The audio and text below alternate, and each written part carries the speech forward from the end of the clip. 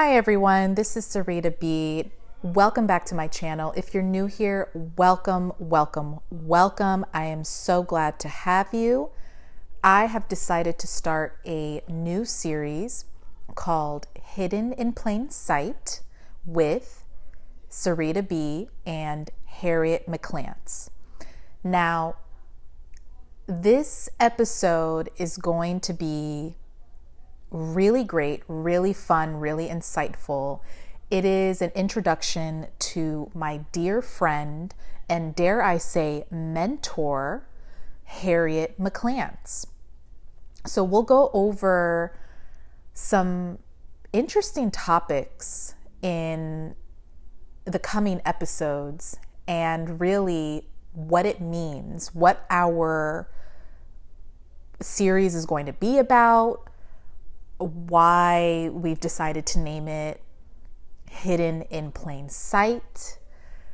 All good things will come in the next coming episodes. But episode 1, I really want to say, is our foundation. We are laying out the foundation and our reasoning behind what hidden in plain sight means, what it means to us, and what we want you as our viewers, our audience who are listening in, to know about.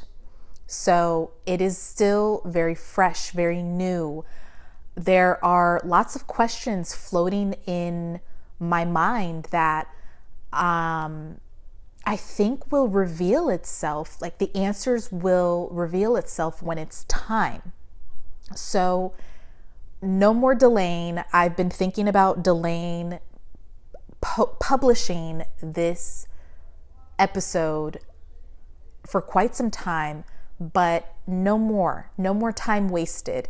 This is information that is extraordinary. It's coveted. It is insightful. It is jam-packed with nuance and just brilliance. And it's all coming from, again, my dearest friend and mentor, Harriet McKlantz. Harriet she's been doing this for quite some time. She has her own platform, her podcast. Please go give it a listen.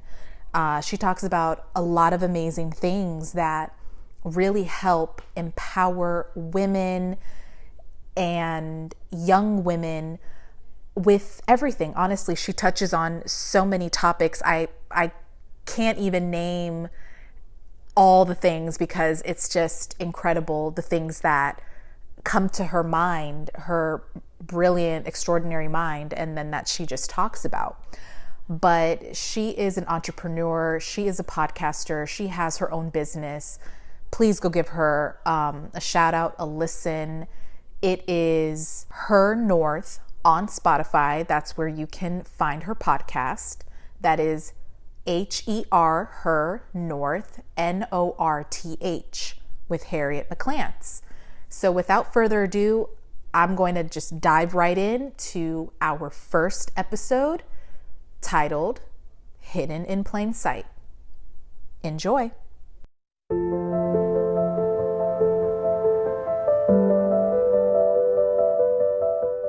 Harriet, you and I have been talking earlier this morning about a lot of things. Yeah.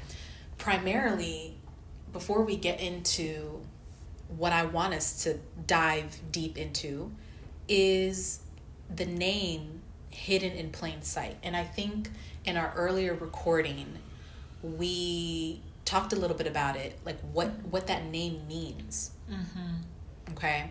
Mm-hmm. And you had said something really profound about that mm-hmm. I want to capture. Okay. So let's talk a little bit about that. If you need, guide me into the quotes, it, because we talked about it last day. It. Guide me into it. Yeah. And thanks for doing this today. Thank you for meeting up with me. You know, it's look hard. Look at us. Peeling me off of my couch or bed to get out, but I'm so glad I came. It's always a joy. I'm glad we're doing this together. Mm-hmm. We talk a lot. but we don't ever kind of put it out there. Right. So that's what I'm really happy about today, that we're able to do that. So when we talked about the meaning behind hidden in plain sight, I had quoted you because what stood out to me is, what that means is that, this was my interpretation, by the way. Okay. When I think of hidden in plain sight, I think of a person who is multifaceted, multi-dimensional, multi-hyphenated. There are so many things that you want to do, but you just don't know which direction to go. So you're kind of like all over the place. But that talent, that gift is within you, but at the same time, it's hidden in plain sight. And when you're ready to unlock this new level in your life, is when you're able, when that new version of you is able to kind of resurface, and be in the present and be seen. But then you had said that you have a different interpretation of hidden in plain sight, because you're the one who actually coined this new series. And I'm giving you your flowers for that, because that's all you. And you had said, we've been conditioned to color within the lines. Yes. And some of us are the rarest gems, and we are walking around acting like rocks. Like a simple rock that you would just, that you just pick up off the ground on your way to the mailbox. Exactly. Not that rare sapphire or that rare ruby or diamond. Okay. And some of us act like that because, like I said, mentioned earlier, it's a conditioning and a form of engineering that happens from when we're younger sometimes. And it's also affected by, because we gravitate toward people that make us the most comfortable, or that they're familiar to the environments that we come out of. And but you assume that you're just like the environment until you realize that something is off. Something is amiss. Something is different about you. You don't really like to sit and binge watch, just silly and ignorant reality films. TV shows. You don't celebrate or triumph over a girl that has had misfortune, who happens to be one of the most beautiful girls in school. You feel bad for her because she is the most beautiful girl in school, and you can celebrate her because you don't lack in confidence, and your self-esteem is not low. You just notice there's some things different about you. Maybe you have a gift to sing. Maybe you were blessed with a voice where when you sing, it can heal in some way. It can help heal a broken heart. It can heal you. And when you're around other people, the rocks, the metaphor, when we think about a rock, we think about something that's on the ground, that's everywhere. You see little sediments and pieces of eroded pieces of stone, and they're not rare because they're everywhere. But you don't know that you're rare because you haven't explored and tapped into your gifts. You can do a lot of different things, but you hadn't quite figured out what it is that you prefer to do, because maybe every time you tried to do something, you were discouraged by a comment your uncle made. Maybe you were discouraged by the way you were dismissed by your mother, and this is the first place where we start to develop our identity, or that sense of self that we learn about in psychology, whether we're studying Kohlberg or Erik Erickson's work. understanding the different developmental stages of a child. But the bottom line is, you must know, there are two types of people. There are people who know who they are. They know their gems. They know they're rare. But they have given up because of the rocks around them.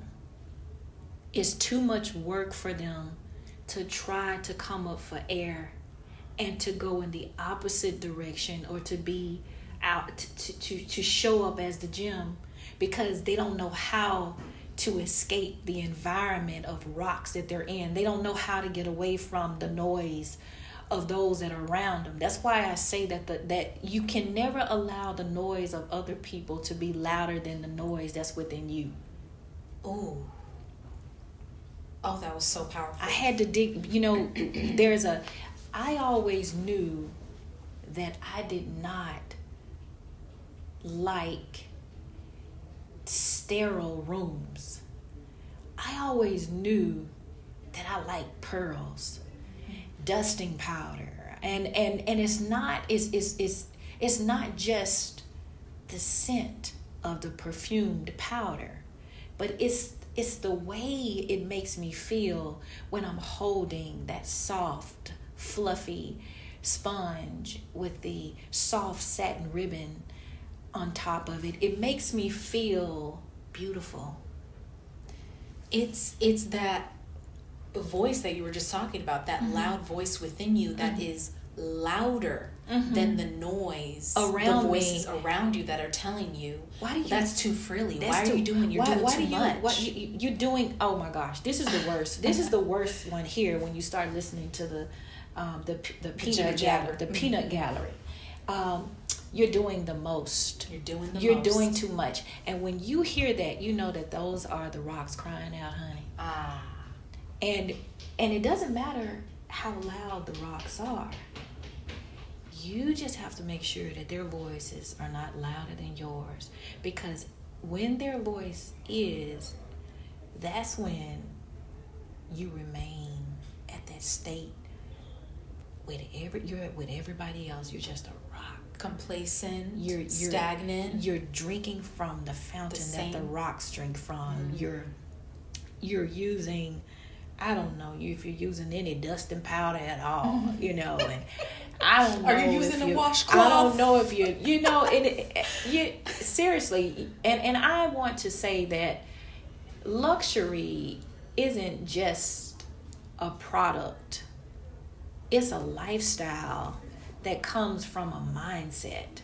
And when I say luxury living and living well, it's choosing to live a life where you are in control of what you choose to do when you wake up in the morning, how you want to show up when you go down to the coffee shop, if you want to go to the coffee shop, versus preparing your own from your personal coffee center in the house. Yeah. I don't know. But the bottom line is, most of the time, people give up who are gems because of their environment. It's just too much. And so they just settle and they allow their dreams to die. It's a lot easier to let them die because of what you're surrounded, the people that are surrounding you. I was going to say that. I'm glad you brought that back up. It's a lot easier to let it die. It's a lot easier to give in to yield the loudness to it. And yield to it. What does one do when they are faced with such a beast like that? I mean, I've gone through it. I'm sure you have as well. Oh my gosh, yes. It's tough to get out of that headspace. I knew you have to think about, you have to really vet what you choose and select to think about. You have to vet it, because even the way that we think and our self-talk is influenced by our upbringing. It's influenced by the people that we spend the majority of our time with. If you don't have financial resources, I guarantee you your circle is probably filled with folks that's just as poor or mismanaged money. I mean, seriously, Yeah. it's and I'm speaking from a place of familiarity. I've been there and I know what that's like, because I noticed, I'm like, I even started to see it. I said, you know what? I need to discipline myself. I need to get better. I need to, because this isn't me. It's like a person that has bad breath and they're walking around with a designer purse.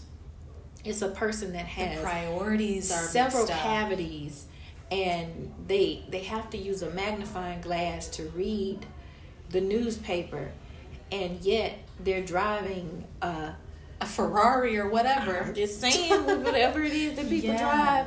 And you have to get to a place where you have the mindset of a person that is a gem. You're that, because let's talk about a gem. The reason why I use a gem, and I didn't just pick a sapphire or some other precious stone or whatever, because there are grades to diamonds. And depending on the clarity, cut, and size of the diamond, it determines the value of it. Right. Well, your level of discipline will determine the type of value that you get out of yourself. You have to start with a framework that consists of discipline. Without discipline in your thoughts, without the discipline in your choices, and learning how to use your time management, of course, you'll never tap into greatness.